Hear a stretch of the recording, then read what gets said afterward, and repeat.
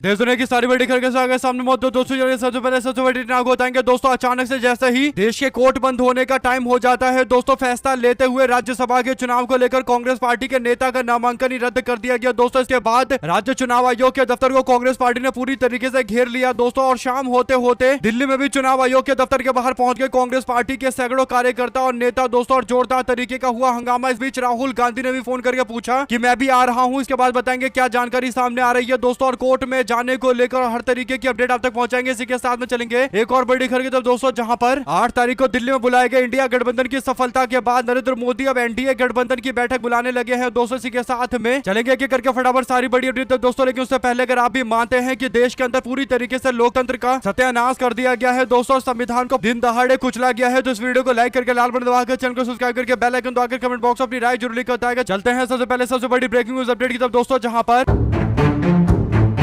मध्य प्रदेश के राज्यसभा सीट को लेकर कांग्रेस पार्टी ने राहुल गांधी के कहने पर पार्टी की विचारधारा के प्रति पूरी तरीके से समर्पित उम्मीदवार को मैदान में उतारने का फैसला लिया दोस्तों। कांग्रेस पार्टी की तरफ से मीनाक्षी नटराजन को राज्यसभा चुनाव लड़वाया गया। कांग्रेस पार्टी के पास मध्य प्रदेश की राज्यसभा की सीट जीतने के लिए 62 विधायकों का समर्थन था दोस्तों, और कांग्रेस पार्टी को अगर 4 विधायक वोट नहीं देते तब भी कांग्रेस पार्टी को केवल 58 विधायकों का समर्थन चाहिए था, यानी पूरी तरीके से बहुमत का आंकड़ा कांग्रेस पार्टी के पास था दोस्तों। इसके बावजूद भारतीय जनता पार्टी ने मध्य प्रदेश के अंदर तीसरी सीट पर अपना उम्मीदवार उतार दिया दोस्तों, और कांग्रेस पार्टी के विधायकों से संपर्क साधना शुरू कर दिया गया दोस्तों। लेकिन कांग्रेस पार्टी का विधायक एक इधर से उधर नहीं हुआ, और इसके बाद कांग्रेस पार्टी ने फैसला लिया कि जो विधायक है उनको पूरी तरीके से एकजुट रखने के लिए कर्नाटका भेज देते हैं। जैसे ही कर्नाटका भेजने के लिए हवाई जहाज का इस्तेमाल किया गया दोस्तों, तो बाद में पता चला कि हवाई जहाज को प्रशासन की तरफ से उड़ने की परमिशन ही नहीं दी गई दोस्तों, यानी कर्नाटका नहीं जाने दिया गया विधायकों को। विधायक 4 घंटे तक एयरपोर्ट के ऊपर रुके रहे दोस्तों, और शाम होते होते हुआ सबसे बड़ा बवाल दोस्तों, जैसे ही पता चला कि देश के सुप्रीम कोर्ट से लेकर हाई कोर्ट हर जगह पर ताला लग गया होगा और शाम का टाइम हो गया होगा, जज अपने घर चले गए होंगे, तो तुरंत एक आदेश सामने आता है दोस्तों, और 18 जून को होने वाले राज्यसभा चुनाव के नामांकन को लेकर दोस्तों 8 जून को नामांकन की अंतिम तारीख थी, और 9 जून यानी बीते दिन नामांकन पत्र की जांच का मौका था दोस्तों। ऐसे में बीजेपी के द्वारा रिटर्निंग ऑफिसर के पास जाकर आरोप लगाते हुए कहा जाता है कि कांग्रेस पार्टी की मध्य प्रदेश की राज्यसभा चुनाव के उम्मीदवार मीनाक्षी नटराजन ने गलत जानकारी दी है। उन्होंने ये नहीं बताया कि तेलंगाना के अंदर उनके ऊपर एक एफआईआर दर्ज हुआ था, और उन्होंने अपने ऊपर हुए केस को छुपाने की कोशिश की दोस्तों। बड़ी बात यह है कि जब बीजेपी के नेता ये आरोप लगा रहे थे, उसके बाद तुरंत आरओ ऑफिसर ने बीजेपी के नेता के द्वारा लगाए गए आरोप का समर्थन करते हुए कांग्रेस पार्टी के उम्मीदवार नटराजन का नामांकन रद्द कर दिया गया दोस्तों। बड़ी बात यह है कि भारतीय जनता पार्टी ने आरोप लगाया और आरओ ने इस बात को मान भी लिया, उनको वेरिफिकेशन करवाना चाहिए था। ऐसे में मामला सीधा कांग्रेस पार्टी के नेताओं को पता चलता है दोस्तों। उसके बाद दिल्ली से लेकर मध्य प्रदेश तक हड़कंप मच गया, और कांग्रेस पार्टी के सारे वकील एक्टिव हो गए दोस्तों, और वकीलों ने अपना फाइल तैयार करना शुरू कर दिया दोस्तों। लेकिन सबसे पहले मध्य प्रदेश कांग्रेस के लोग पहुंच गए मध्य प्रदेश के अंदर राज्य चुनाव आयोग के दफ्तर के बाहर जोरदार तरीके का प्रदर्शन शुरू हो गया दोस्तों। जीतू पटवारी से लेकर कांग्रेस पार्टी मध्य प्रदेश इकाई के सारे बड़े नेता मौजूद रहे। इसके बाद दिल्ली के अंदर चुनाव आयोग के दफ्तर में जाने की कोशिश की गई दोस्तों। चुनाव आयुक्त से मुलाकात करने के लिए सचिन पायलट से लेकर भूपेश बघेल और केसी वेणुगोपाल पहुंचे दोस्तों, लेकिन बाद में पता चलता है कि उनको अंदर ही नहीं जाने दिया जा रहा है। कहा जा रहा है कि चुनाव आयोग के अधिकारी मौजूद नहीं है, यानी ज्ञानेश कुमार और उनकी टीम मौजूद रही है दोस्तों। इस मामले पर कांग्रेस पार्टी के सांसदों को दफ्तर के बाहर ही रोक लिया जाता है दोस्तों। इसके बाद दफ्तर के बाहर लगे दरवाजे के बाहर कांग्रेस पार्टी के सारे नेता धरने पर बैठ जाते हैं। जयराम रमेश, वरिष्ठ नेता भूपेश बघेल, सचिन पायलट समेत कई नेता धरना देते हुए आंदोलन करते हुए दिखाई दे रहे हैं दोस्तों। वेणुगोपाल ने कहा कि मध्य प्रदेश से कांग्रेस पार्टी राज्यसभा उम्मीदवार मीनाक्षी नटराजन का नामांकन रद्द कर दिया गया। जैसे ही ये सूचना मिली, हम लोग 30 मिनट के अंदर चुनाव आयोग से मुलाकात करने के लिए यहाँ पर पहुंचे, तो बताया जा रहा है कि चुनाव आयुक्त यहाँ मौजूद ही नहीं है। उन्होंने कहा कि चुनाव आयुक्त क्यों हमारी बात नहीं सुनना चाहता, और केसी वेणुगोपाल ने धरना स्थल से ही सीधा राहुल गांधी को फोन लगा दिया दोस्तों। इसके बाद वहां पर मौजूद डेक्कन हेराल्ड के पत्रकार ने बताया कि नेता विपक्ष राहुल गांधी को जैसे ही फोन लगाया केसी वेणुगोपाल ने, राहुल गांधी ने पूरी जानकारी ली और पूछा कि मिलने का टाइम मिला कि नहीं मिला। तो इसके बाद केसी वेणुगोपाल ने कहा कि नहीं, हमको टाइम नहीं दिया जा रहा है, और कहा जा रहा है कि अब यहाँ पर ज्ञानेश कुमार और उनकी टीम के लोग मौजूद नहीं है। इसके बाद वेणुगोपाल फोन पर ये बोलते सुने गए हैं कि हम लोग यहाँ पर बैठे हुए हैं, आंदोलन कर रहे हैं और मजबूती के साथ लड़ रहे हैं। राहुल जी आना चाहते थे, यानी राहुल गांधी केसी वेणुगोपाल को फोन पर बोल रहे थे कि मैं भी आता हूँ धरने पर, हम सब बैठेंगे साथ में। तो वेणुगोपाल ने कहा कि नहीं, आपको आने की कोई जरूरत नहीं है, आप वहीं रहिए, हम लोग पूरी तरीके से आंदोलन कर रहे हैं, धरना दे रहे हैं, और ये सुनिश्चित करेंगे कि पार्टी को मिलने का टाइम मिलेगा, यानी पार्टी को मुख्य चुनाव आयुक्त मिलने का मौका देंगे, तब हम अपनी शिकायतों को और प्रखर रूप से सामने रखेंगे। और काफी जद्दोजहद करने के बाद कांग्रेस पार्टी को चुनाव आयोग ने मिलने का टाइम देते हुए कहा कि आप 10 तारीख को 12 बजे के आसपास दोपहर में अपने प्रतिनिधि के साथ आ सकते हैं, मुलाकात करने के लिए आपको टाइम दिया जाता है। यानी दोस्तों बीते दिन टाइम टाइम की मांग की जाती है, लेकिन आज 12 बजे दोपहर का टाइम मिला हुआ था। ऐसे में मल्लिकार्जुन खड़गे को ये पत्र लिखा है चुनाव आयोग ने। दोस्तों आप लोग इस पर अपनी राय जरूर लिखकर बताएगा। साथ साथ चलते हैं एक और बड़ी खबर की तरफ, जहां पर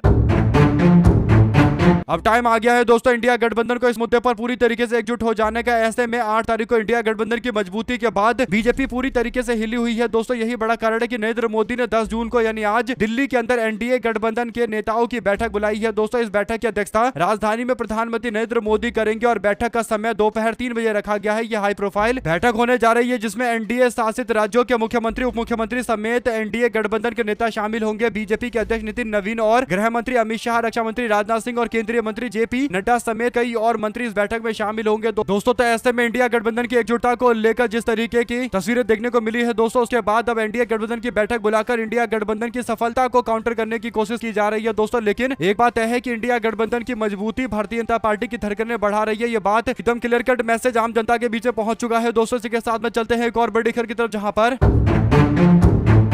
राज्यसभा के चुनाव को लेकर 18 तारीख को वोट डाले जाएंगे दोस्तों। इसीलिए कांग्रेस पार्टी के लोग सुप्रीम कोर्ट जाने का प्लान बना रहे हैं। इसी के साथ में एनडीए गठबंधन की बैठक करके नरेंद्र मोदी विदेशी दौरे पर निकलने जा रहे हैं दोस्तों। प्रधानमंत्री नरेंद्र मोदी 13 से लेकर 18 जून तक फ्रांस और स्लोवाकिया की यात्रा पर जाएंगे। विदेश मंत्रालय के अनुसार यात्रा के पहले चरण में प्रधानमंत्री 13 से लेकर 14 जून के बीच में फ्रांस के नीस शहर में मौजूद रहेंगे, जहां पर फ्रांस के राष्ट्रपति इमैनुअल मैक्रोन के साथ में द्विपक्षीय वार्ता किया जाएगा और दोनों नेता भारत फ्रांस के विशेष वैश्विक राजनीतिक रणनीतिक साझेदारी की समीक्षा करेंगे और संयुक्त रूप से भारत इनोवेट्स कार्यक्रम का उद्घाटन भी करेंगे। इसमें भारत, फ्रांस और अन्य देश के लोगों के स्टार्टअप और वेंचर कैपिटल फंड का हिस्सा बनाया जाएगा। कुल मिलाकर दोस्तों अब ये फ्रांस से लेकर अलग अलग क्षेत्र के दौरे का मामला सामने आ चुका है। अगर आप भी मानते हैं कि कहीं ना कहीं देश की आम जनता को नरेंद्र मोदी ने कुछ दिनों पहले ही कहा था कि विदेशी दौरे पर मत जाओ, विदेशी पैसा बचाओ, लेकिन खुद लगातार अलग अलग विदेश के देशों के दौरे पर लगे पड़े हैं दोस्तों। ऐसे में 2 शब्द जरूर लिखकर बताएगा इस पूरे मामले पर। चलते हैं एक और बड़ी खबर की तरफ, जहां पर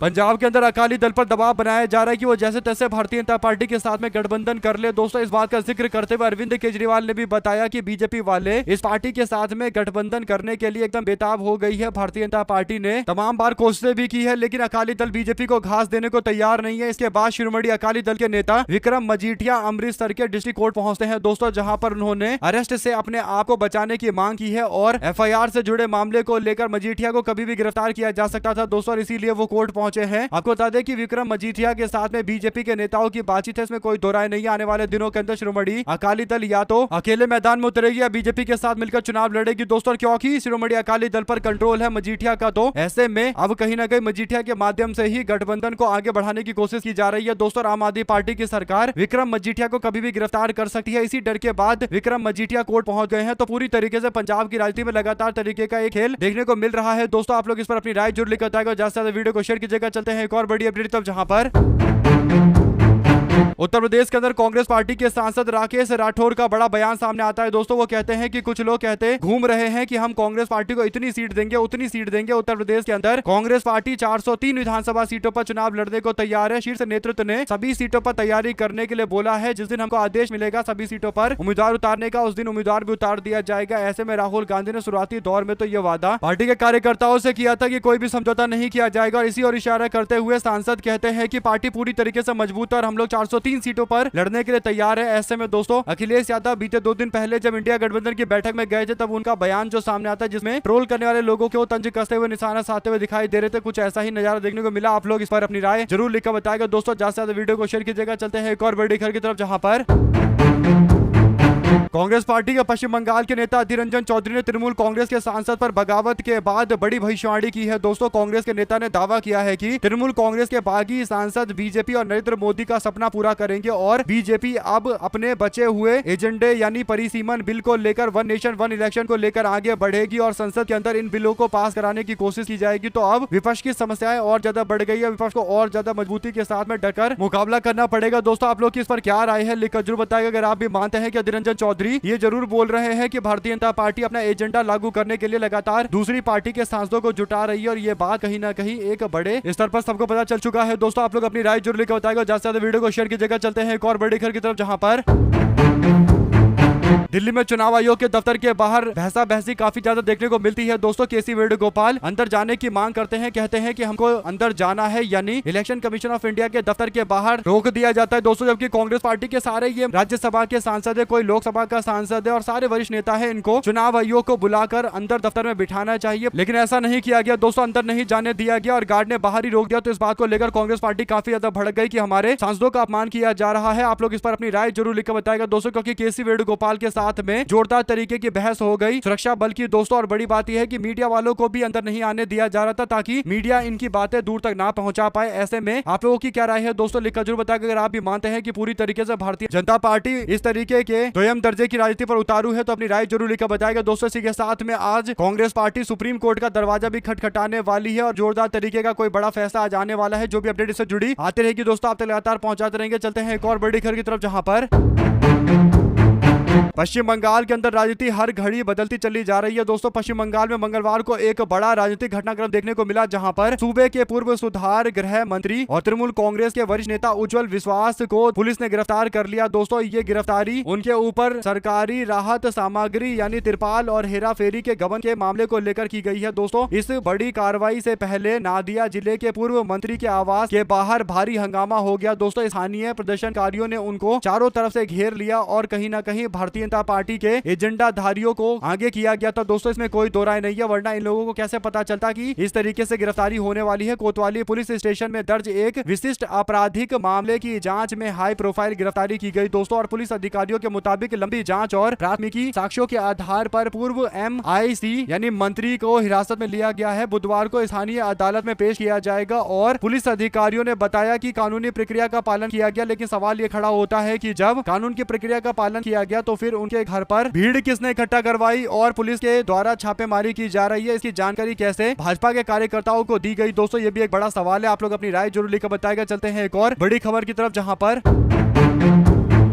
आप लोगों ने देखा होगा सोशल मीडिया पर जब भी दोस्तों देश के अंदर कोई ऐसी खबर सामने आती है जहां पर हिंदू मुस्लिम का एंगल बनता है, वहां पर कुछ लोग मौजूद रहते हैं दोस्तों। चाहे दक्ष चौधरी हो या फिर हिंदू रक्षा दल के गुंडागर्दी करने वाले लोग मौजूद हो या फिर कुछ ऐसे यूट्यूबर मौजूद रहने की बात हो जो कहीं ना कहीं नफरत फैलाते रहते हैं दोस्तों। ऐसे ही एक यूट्यूबर है रिद्धिमा शर्मा, उसकी तस्वीर सोशल मीडिया पर शेयर की गई है दोस्तों। आपको बता दें कि तस्वीर शेयर करते हुए मोहम्मद जुबैर ने बताया कि मुसलमानों को गाली देने वाले को बीजेपी के द्वारा सम्मानित किया जाता है और मुसलमानों के प्रति नफरत फैलाने वालों को पूरा समर्थन भाजपा कर रही है और बीजेपी के नेता JP नड्डा के साथ में ये लोग दिखाई दे रहे हैं दोस्तों। ऐसे में अगर आप भी मानते हैं कि ये सब के सब एक ही थाली के चट्टे बटे हैं, जहां भी कोई बड़ा कांड होता है सबके सब ये यूट्यूब वाले जो गोदी मीडिया है, खासकर एक तरफा दिखाने वाले लोग हैं और जो सरकार पर उठाए जा रहे सवालों के मामले पर आधिकारिक तौर पर चर्चा चल रही है, वो दूसरी बात है दोस्तों। बाकी जल्द से जल्द कार्रवाई की मांग की गई है। आप लोग अपनी राय जरूर लिखकर बताएगा कि आपको लगता है दोस्तों कि दूर दूर तक ये लोग कार्रवाई करेंगे, क्योंकि भारतीय जनता पार्टी कहीं ना कहीं जो एजेंडा फैलाना चाहती है उस एजेंडे का ये लोग साथ देते हैं और भारतीय जनता पार्टी खुलकर इन लोगों के साथ दिखाई देने लगी है दोस्तों। साथ ही साथ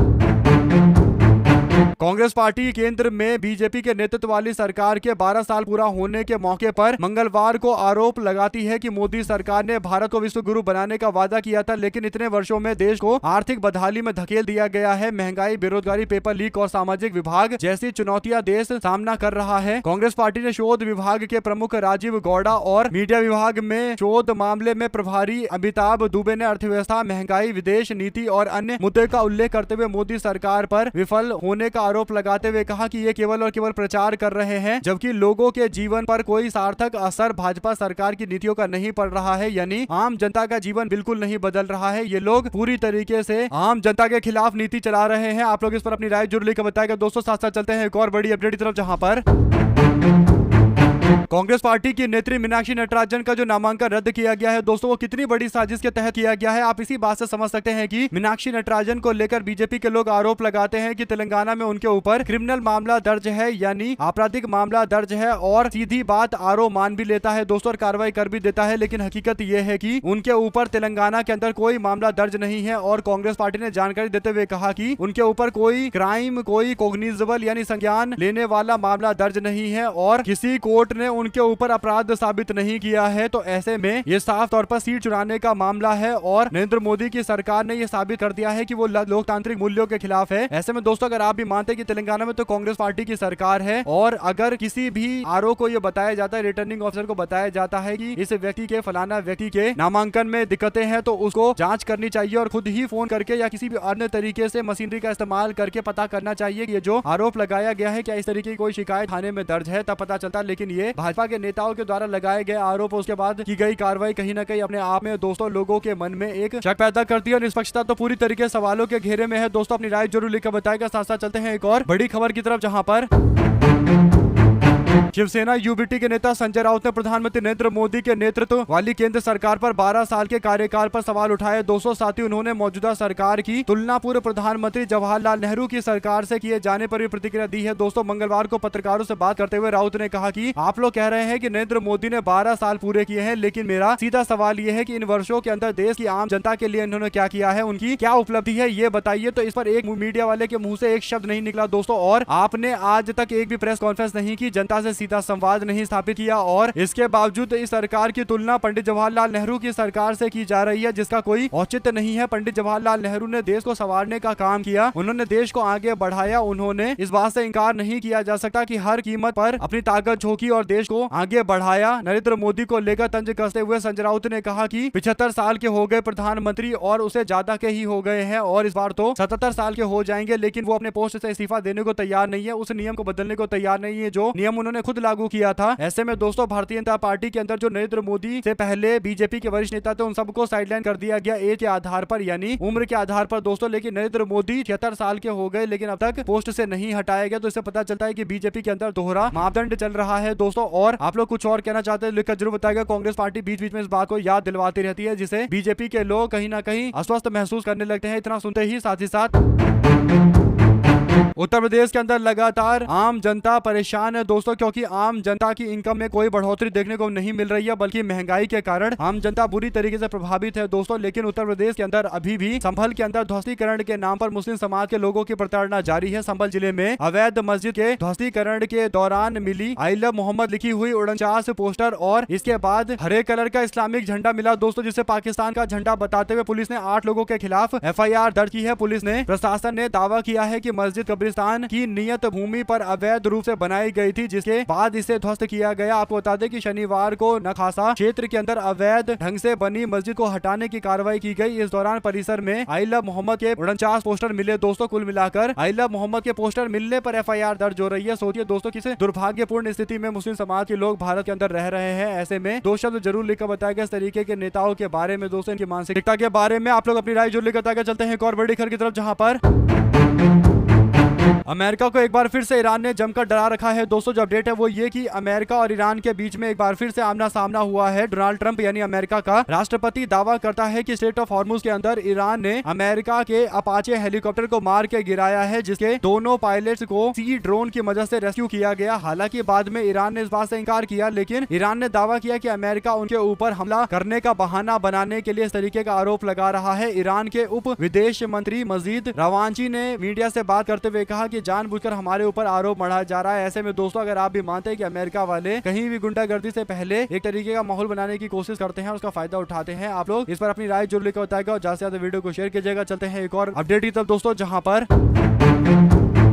अगर दोस्तों पश्चिम बंगाल के कई सारे सांसद जिसकी उम्मीद जताई जा रही है कि वो एनडीए गठबंधन का समर्थन कर सकते हैं, तो जरूर देश के अंदर ऐसे ऐसे कानून थोपे जाएंगे दोस्तों, जिसे लेकर कहीं ना कहीं और ज्यादा बवाल होता हुआ दिखाई देगा। आपको बता दें कि इस मामले को लेकर अब चर्चाएं शुरू हो गई है दोस्तों, और जो दावे हैं वो ये कि नरेंद्र मोदी 543 लोकसभा की सीटों के आंकड़े में अगर लगभग 300 350 प्लस पहुंच जाते हैं, जिसमें सबसे ज्यादा मजबूती स्थिति में अगर कोई होगा तो 20 टीएमसी के सांसद जो ममता बनर्जी से पलटी मारकर बीजेपी को सपोर्ट करने के लिए, समर्थन करने के लिए दिखाई दे रहे हैं, केवल औपचारिक ऐलान बाकी रह गया है। तो इसका सीधा मतलब ये है कि कुछ बड़ा होने जा रहा है दोस्तों। ऐसे में लोकसभा के अंदर 50% के आसपास का आंकड़ा बीजेपी का आराम से पहुंच जाएगा और सहयोगी के साथ मिलकर BJP one nation one election के साथ साथ परिसीमन को भी लागू कराने की कोशिश करेगी दोस्तों। ऐसे में काफी ज्यादा मुकाबला अब ज्यादा हो नहीं पाएगा, खासकर संसद भवन के अंदर तो मुकाबला नहीं हो पाएगा दोस्तों, क्योंकि बीजेपी के पास लगभग मेजोरिटी का नंबर पहुंच गया है, जो काफी ज्यादा बुरी स्थिति है देश के लिए। ऐसे में सड़कों पर संघर्ष और ज्यादा बढ़ने वाला है। आपको बता दें कि वन नेशन वन इलेक्शन लाने के लिए बीजेपी वाले बार बार प्रयास कर रहे थे दोस्तों, और अब भारतीय जनता पार्टी वाले एकदम माहौल बनाने की कोशिश करते हुए कहीं ना कहीं लाने का प्रयास करेंगे। ऐसे में सवाल ये उठता है कि क्या इंडिया गठबंधन को अब मेन टाइम आ गया है एकजुट होकर एक स्पष्ट जानकारी देकर मुद्दा स्पष्ट करके बताना चाहिए कि वो वन नेशन वन इलेक्शन का विरोध करते हैं और तमाम तरीके के एजेंडे डिक्लेयर करके बीजेपी के खिलाफ आगे से ही लड़ाई शुरू कर दी जाए, ताकि भारतीय जनता पार्टी वाले अपने हिसाब से तय न करवाए कि आखिर पार्टी यानी इंडिया गठबंधन कौन से मामले पर किस तरीके का रवैया अपनाएगी। आप लोग अपनी राय जरूर लिखकर बताएगा दोस्तों। साथ ही साथ